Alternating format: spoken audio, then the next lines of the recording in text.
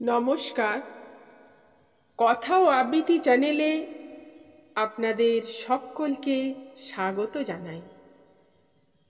আশা করব আপনারা সকলে ভালো আছেন, সুস্থ আছেন এবং আনন্দে আছেন। আজকে আমি যে কবিতাটি আপনাদের সামনে পাঠ করে শোনাব সেটি হলো কবিগুরু রবীন্দ্রনাথ ঠাকুরের লেখা ঋতু সংহার। এই কবিতাটি চৈতালি কাব্যগ্রন্থের অন্তর্গত। এবার শুরু করি।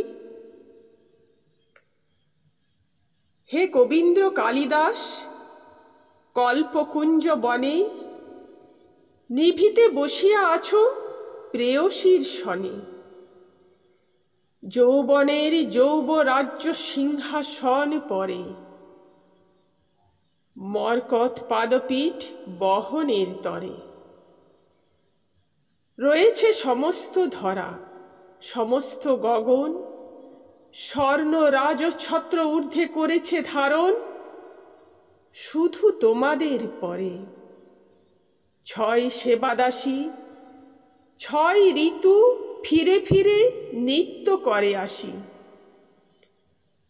নব নব পাত্র ভরি ঢালি দেয় তারা, নব নব বর্ণময়ী মদিরার ধারা।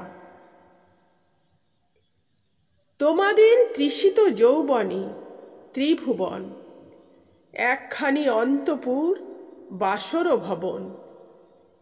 নাই দুঃখ, নাই দৈন্য, নাই জনপ্রাণী, তুমি শুধু আছো রাজা, আছে তব রানী।